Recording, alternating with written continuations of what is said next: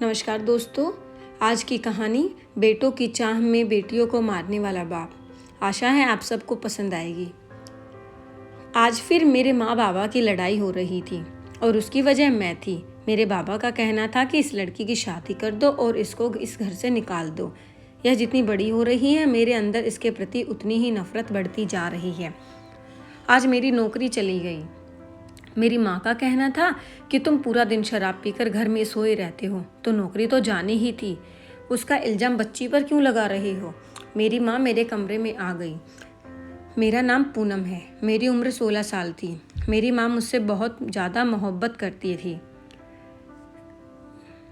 यानी कि एक आम माँ से ज़्यादा। वह मुझे अपने हाथ का छल्ला बनाकर रखती थी। मैं उनकी इकलौती औलाद थी, इसलिए मुझसे मेरे बाबा इतनी ही ज़्यादा नफरत करते थे और मेरी माँ को कहते थे कि इसकी शादी कर दो या इसको किसी तरह इस घर से निकाल दो। मेरी माँ का कहना था कि इसकी उम्र अभी कम है, मैं इसकी शादी नहीं करूँगी और इस गांव में इसके लायक कोई भी नहीं है। सभी लड़के तुम्हारी तरह अनपढ़ हैं और अपनी पत्नी पर हाथ उठाने वाले मर्द हैं। मैं ऐसे आदमी से अपनी बेटी की शादी नहीं करना चाहती। एक दिन मैंने माँ से पूछा कि बाबा मुझसे इतनी नफरत क्यों करते हैं, तो मेरी माँ ने मुझे बताया कि तुम्हारा बाप शादी के शुरू में मुझसे बहुत मोहब्बत करता था। उसे बेटों की बहुत ख्वाहिश थी। वह चाहता था कि वो 5-7 बेटों का बाप बने।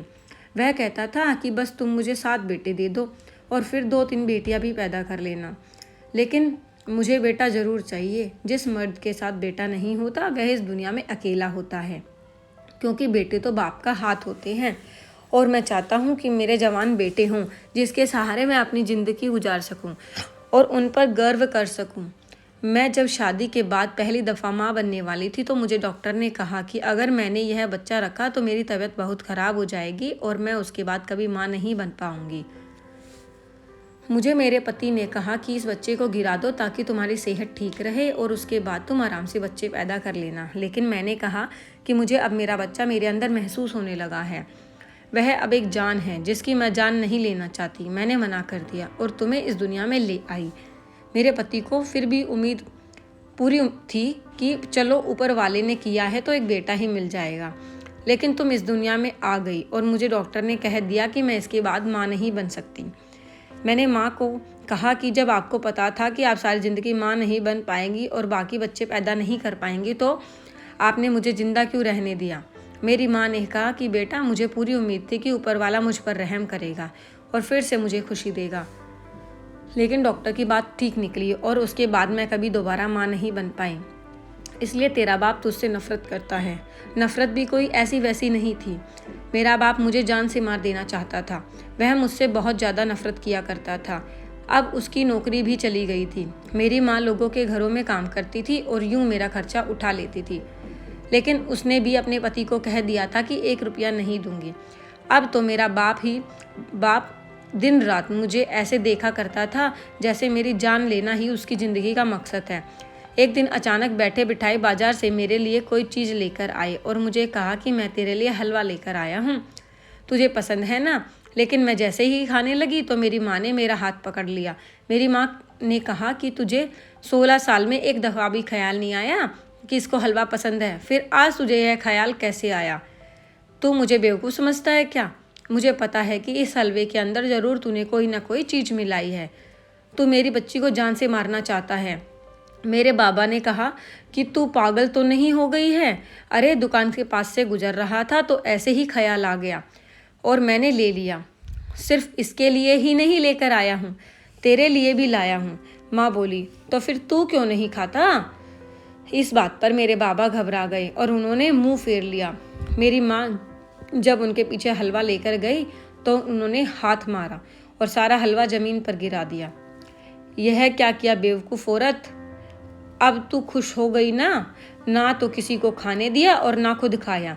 मेरे बाबा वहाँ से नज़रें चुराते हुए चले गए। मेरी माँ की आंखों में आंसू आ गए। मैंने कहा कि माँ, हो सकता है ऐसा ना हो। मेरी माँ ने कहा, तुझे नहीं पता है, मैं इस इंसान को बहुत अच्छी तरह जानती हूँ। रात हुई तो माँ बहुत ज़्यादा परेशान थी।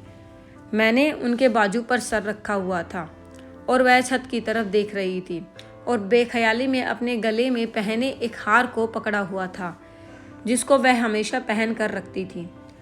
मैंने बात बदलने के लिए उनको कहा कि यह हार कहाँ से आया है, आपको किसने दिया है, और आप हमेशा ही अपने गले में पहन कर रखती हैं, जबकि यह बिल्कुल ख़राब हो गया है और पहना हुआ भी अच्छा नहीं लगता। मेरी माँ ने कहा कि यह हार बहुत ख़ास है। मैंने कहा कि किसने दिया है आपको, तो कहने लगी कि तेरे बाबा ने मुझे मुंह दिखाई में दिया था। मैंने कहा कि आप बाबा से हमेशा लड़ाई झगड़ा करती हैं, लेकिन फिर उनकी दी हुई चीज़ की इतनी हिफाजत भी करती हैं। मेरी माँ ने एक लंबी आह भरी और कहा कि हाँ, क्योंकि उसने यह चीज़ मुझे मोहब्बत में दी थी। वह मुझसे बहुत ज़्यादा प्यार करता था, मेरे लिए अपने सारे ख़ानदान से बगावत भी की थी। वह मेरे साथ एक अच्छी ज़िंदगी गुजारना चाहता था। मैं यह तो नहीं कहूँगी कि गलती मेरी है। मैं एक माँ थी और अपनी औलाद को बचाना चाहती थी, लेकिन शायद मेरे अंदर एक पत्नी और एक औरत कम थी और एक माँ ज़्यादा थी। यह मेरी गलती है, उसका कसूर नहीं है बेटा। तू उसकी बातों को दिल पर ना लिया कर। तू भी सोचती होगी कि कैसा बाप है, अपनी ही बेटी को जान से मारना चाहता है, लेकिन असल में ऐसी बात नहीं है। वह दिमाग से शायद पैदल हो गया है, इसलिए क्योंकि जो उसको चाहिए उसे वह नहीं मिला है, इसलिए वह ऐसा हो गया है। मैंने कहा कि तो फिर बाबा ने तुम्हें छोड़कर औलाद के लिए दूसरी शादी क्यों नहीं कर ली? मेरी माँ इस बात पर हंस पड़ी। उन्होंने कहा कि वह अभी भी मेरे साथ वफा निभा रहा है, नहीं तो वाकई वो औलाद के लिए मुझसे अलग होकर दूसरी शादी कर सकता था। अभी भी मुझसे बहुत ज़्यादा प्यार करता है, लेकिन मैं कुछ नहीं कर सकती, क्योंकि अगर वह अच्छा बाप नहीं है तो अच्छा पति भी नहीं है। मैं यह यकीन के साथ कह सकती हूँ कि अगर वह आज तुझे स्वीकार कर ले, तुझे अपने गले से लगा ले और तुझे अपनी बेटी मान ले, तो उसके हालात बेहतर हो जाएंगे। लेकिन उसने यह भी तो नहीं किया, उसने बड़कपन नहीं दिखाया, इसलिए मैं भी नहीं दिखाती। मैंने उसको उसके हाल पर छोड़ दिया और अब वैसे भी आधी से ज़्यादा ज़िंदगी गुजर गई है, जो रह गई है वह भी गुजर जाएगी। तू परेशान ना हुआ कर मेरी बच्ची, तेरे पास तेरी माँ है ना। मेरी माँ को यह लगता था कि बाबा का यह रवैया मुझे बहुत तकलीफ़ देता है। ऐसा नहीं था कि मुझे तकलीफ़ नहीं होती थी, लेकिन जिसने कभी रोशनी ही ना देखी हो, उसे भला अंधेरे से क्या डर लगेगा।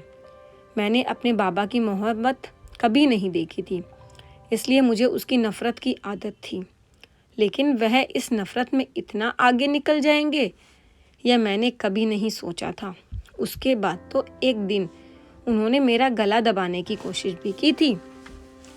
वह माँ के साथ झगड़ा कर रहे थे और उन पर हाथ उठाने लगे।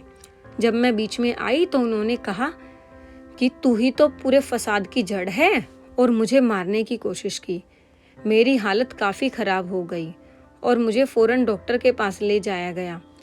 डॉक्टर ने कहा कि 1 से 2 दिन तक यह बोल नहीं पाएगी, क्योंकि इसका गला बहुत ज़ोर से दबाया गया है। मेरी माँ ने मेरी हालत देखी तो उन्होंने एक फ़ैसला कर लिया।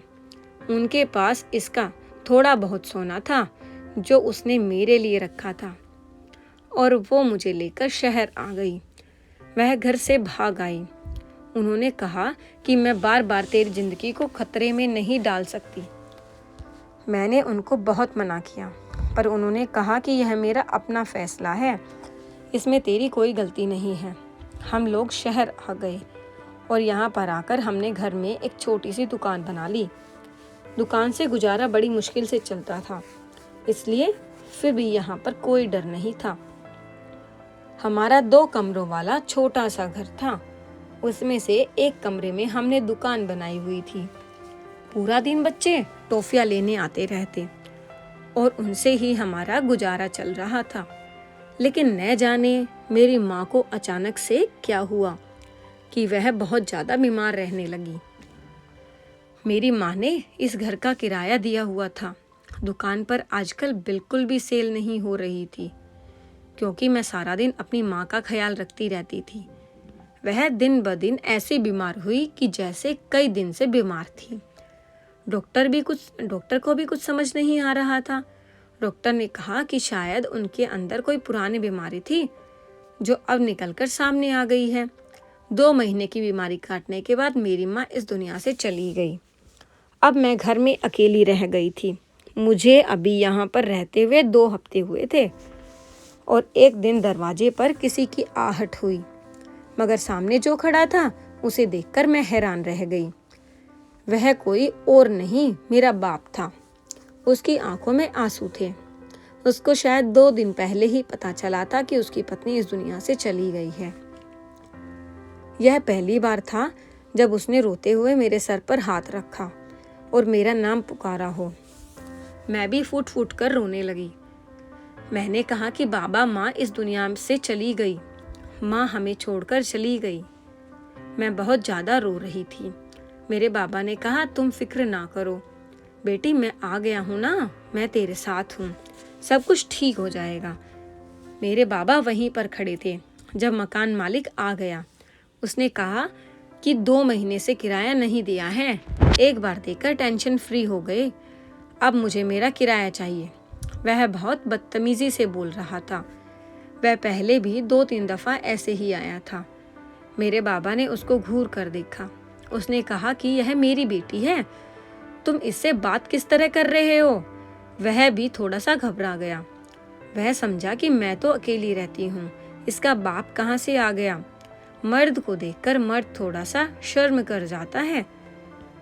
मेरे पापा ने अपनी जेब से पैसे निकाले और उसको दे दिए और कहा कि आइंदा इस तरह मेरी बेटी से बात की तो मुझसे बुरा कोई नहीं होगा और दोबारा किराए की बात करने के लिए तुम्हें यहाँ नहीं आना पड़ेगा।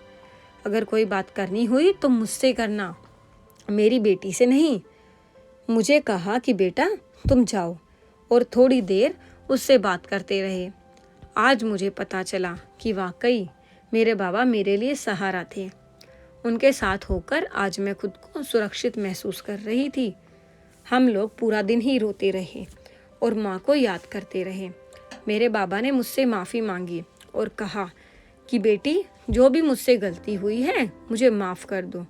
अब मेरी ज़िंदगी में तुम्हारे अलावा कोई भी नहीं है। तुम ही मेरी ज़िंदगी में मेरी औलाद हो। अब मैं तुम्हारे साथ अच्छे तरीके से रहना चाहता हूँ। हम लोग वापस नहीं जाएंगे, हम लोग यहीं रहेंगे। मैंने कहा ठीक है, मुझे कोई दिक्कत नहीं है। मैं भी तो मजबूर थी, अकेली नहीं रह सकती थी। बाबा ने घर का किराया भी दे दिया, राशन भी लेकर आ गए और दुकान में थोड़ा बहुत माल भी डलवा कर दे दिया। अब वह यहीं रहने लगे। हम लोगों ने दुकान तो बना रखी थी, लेकिन हम उसका दरवाज़ा बाहर की तरफ नहीं खोलते थे। अगर बाहर की तरफ दरवाज़ा खोलते तो बहुत ज़्यादा ग्राहक आते, लेकिन हम 2 अकेली औरतें रहती थी, इसलिए हमने ऐसा कभी नहीं किया था। लेकिन आज मेरे बाबा ने दुकान का दरवाज़ा बाहर से खुलवा दिया और यहाँ पर भी और भी राशन की चीज़ें रख ली थी। पहले तो इस दुकान पर बच्चे ही आया करते थे, अब औरतें भी सामान लेने के लिए आने लगी थी और इस तरह दुकान बहुत अच्छी चलने लगी थी। मुझे मेरी माँ के शब्द याद हैं। वह हमेशा कहती थी कि कभी भी अपने बाप पर भरोसा ना करना। दुनिया का कोई भी आदमी बदल सकता है, लेकिन तुम्हारा बाप कभी नहीं बदल सकता, क्योंकि वह एक बहुत ही जज्बाती इंसान है। वह इतना जज्बाती था कि उसने मुझसे शादी करने के लिए अपने परिवार को भी छोड़ दिया था और अपनी माँ से भी उसने कड़क अंदाज में कहा था कि मैं आपकी कभी भी शक्ल नहीं देखूंगा, मैं मर जाऊंगा, लेकिन उस लड़की के बगैर जिंदा नहीं रह सकता हूँ।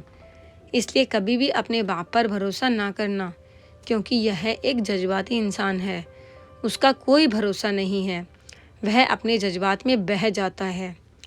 मेरे बाबा रोज़ रात को मेरी माँ को याद करते और रोना शुरू कर देते थे। मुझे ऐसा लगता था कि वह अब बदल गए हैं। मोहल्ले को पता था कि यहाँ पर मेरे बाबा रहने लगे हैं, इसलिए मुझे किसी बात की फिक्र नहीं थी। मुझे कोई काम भी नहीं होता था। मेरे बाबा ने मेरी पढ़ाई नहीं करवाई थी। थोड़ी बहुत पढ़ाई जो मेरी माँ ने करवाई थी, बस वही थी।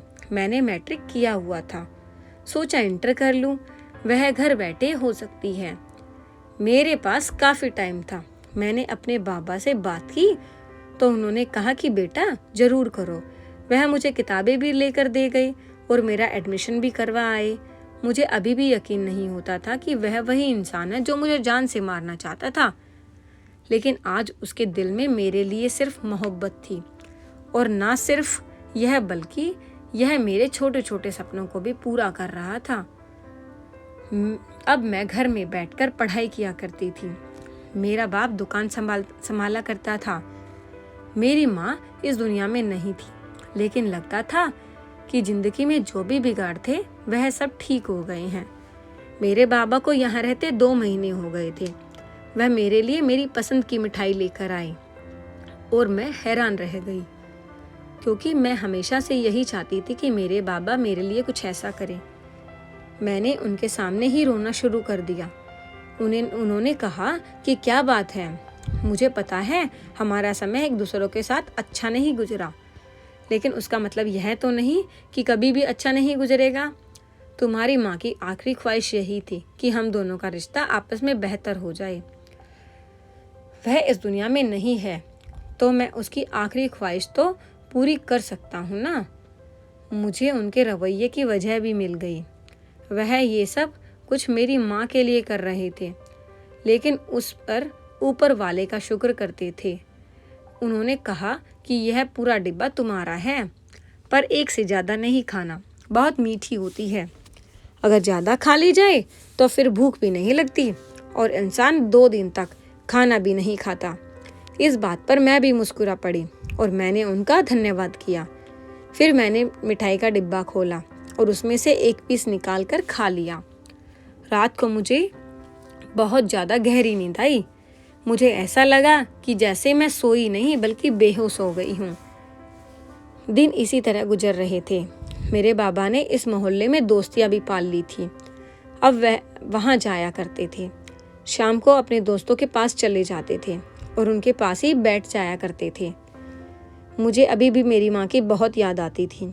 मुझे वह सब कुछ याद था जब मेरी माँ ने मेरे लिए अपना रिश्ता खराब कर लिया था, वह भी उस आदमी से जिससे वह मोहब्बत किया करती थी। उन्होंने उसको एक तरफ कर दिया और मेरी जान बचाने के लिए सारी जिंदगी कुछ ना कुछ करती रही। मेरे बाबा ने मुझसे पूछा कि तुम्हारी माँ के जेवर कहाँ हैं। मैंने कहा कि वह आपको क्यों चाहिए। उन्होंने कहा कि मुझे चाहिए नहीं, दरअसल अब वह उसकी आखिरी निशानी बची हुई है। मुझे उसकी बहुत याद आ रही थी, इसलिए पूछ रहा था। मैंने कहा कि वह जेवर बेच के तो हमने यह दुकान बना ली थी और घर का कुछ एडवांस भी दे दिया था और थोड़ा बहुत सामान भी ले लिया था। अब वह हमारे पास तो नहीं है, लेकिन मकान मालिक को दे दिया हुआ है। अगर उसको पैसे दे दिए जाएं तो वह सारा सोना वापस कर देगा। मेरे बाबा ने कहा कि चलो ठीक है, हम उसको पैसे देकर उससे वह वापस ले लेंगे। मैंने कहा कि अगर ऐसा हो जाए तो बहुत अच्छी बात है। वह मेरी माँ की निशानी थी और उसे हम लोग अपने पास ही रखना चाहते थे। वह मिठाई वाकई बहुत मज़ेदार थी और बहुत ज़्यादा महंगी भी मिलती थी, इसलिए मुझे पसंद होने के बावजूद भी मैंने कभी भी अपनी माँ के सामने कोई ख्वाहिश नहीं की थी। एक ही बार ख्वाहिश की थी और उस दिन भी मेरी माँ ने घर का खाना नहीं पकाया और मेरे लिए वह मिठाई लेकर आई थी और इस बात पर भी बहुत ज़्यादा झगड़ा हो गया था, लेकिन मेरे बाबा मेरे लिए लेकर आए थे। मैं उसमें से रोज़ एक टुकड़ा खा लेती थी, लेकिन ऐसी नींद आती थी कि मैं हैरान रह जाती थी। आजकल मेरी तबीयत भी खराब रहने लगी थी। पहले मैं पूरा दिन चलती फिरती रहती थी, अब शायद ज़्यादा बैठने की वजह से मेरे साथ यह सब कुछ हो रहा था। खैर, यह कोई बीमारी थी, मैं इस बात पर ज़्यादा गौर नहीं करती थी। पूरा दिन बस पढ़ाई में लगी रहती थी। कभी कभी तो खाना पीना भी भूल जाती थी, क्योंकि माँ के साथ खाना खाने की आदत हो चुकी थी और अब वह इस दुनिया में नहीं थी। एक दिन रात को मैंने सपने में अपनी माँ को देखा। जब से मेरी माँ इस दुनिया से गई थी, मैंने उसे सपने में नहीं देखा था। जब आपका कोई इस दुनिया से चला जाता है तो आपकी इच्छा होती है कि वह किसी तरह आपको दोबारा मिल जाए, लेकिन यह हम सब जानते हैं कि वह दोबारा मिल तो नहीं सकता। लेकिन अगर सपने में आ जाए तो ऐसा ही लगता है कि जैसे उससे अभी मुलाकात हुई है। मैंने अपनी माँ को सपने में देखा तो मैं उनके गले लग गई और फूट फूट कर रोने लगी। मैं उन्हें बताने लगी कि मैं उनको बहुत याद करती हूँ और बाबा के बारे में बताने लगी।